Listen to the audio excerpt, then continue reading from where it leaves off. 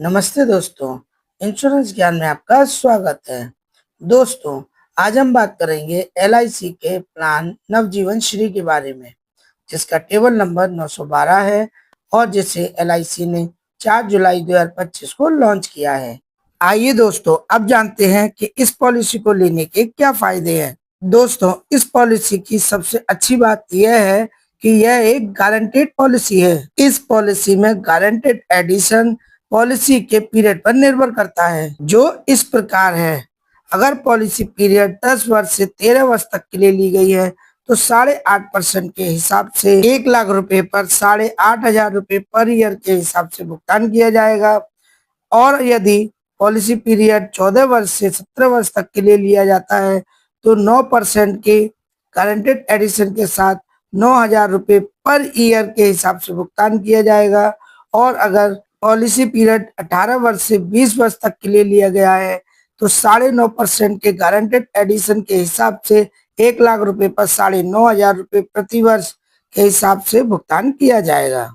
आइए दोस्तों, अब जानते हैं कि कौन कौन व्यक्ति इस प्लान को ले सकता है।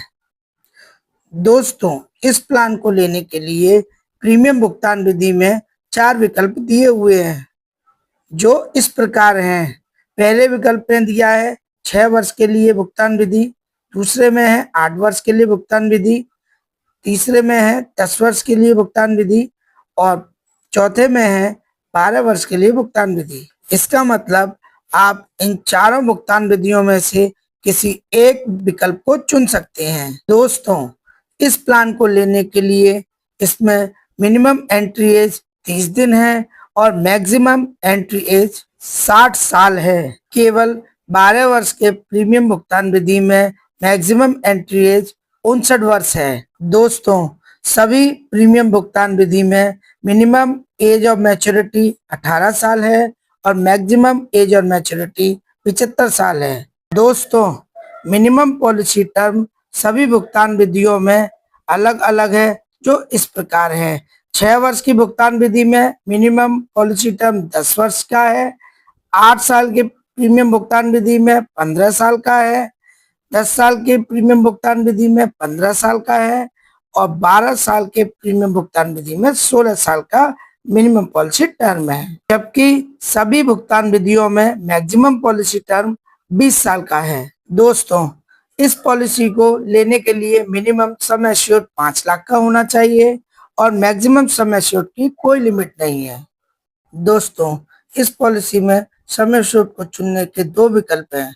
एक पहला है 7 टाइम ऑफ एनुअल प्रीमियम और सेकंड है 10 टाइम ऑफ एनुअल प्रीमियम। दोस्तों, इस पॉलिसी में 4 प्रकार के राइडर दिए गए हैं, जिससे प्रीमियम थोड़ा बढ़ जाता है। पहला है accidental death and disability benefit rider, दूसरा है एक्सीडेंटल बेनिफिट राइडर, तीसरा है new term assurance rider and चौथा है प्रीमियम वीवर बेनिफिट राइडर। दोस्तों, पॉलिसी की मैच्योरिटी होने पर पॉलिसी होल्डर को sum assured plus guaranteed addition प्राप्त होता है और यदि पॉलिसी के दौरान पॉलिसी होल्डर की मृत्यु हो जाती है तो पॉलिसी होल्डर को सम एश्योर्ड प्लस जितने वर्ष पॉलिसी चली है उतना गारंटेड एडिशन, ये दोनों को जोड़कर जो भी बनता है वो भुगतान किया जाता है। आइए दोस्तों, अब जानते हैं कि बीमा जोखिम कब से प्रारंभ होता है। दोस्तों, 8 वर्ष या उससे अधिक के व्यक्ति के लिए बीमा जोखिम तुरंत ही प्रारंभ हो जाता है, लेकिन 8 वर्ष से कम व्यक्ति के लिए जोखिम बीमा लेने के 2 साल बाद से या व्यक्ति के 8 वर्ष के होने तक, जो भी दोनों में जल्दी हो, वहीं से बीमा जोखिम प्रारंभ हो जाता है।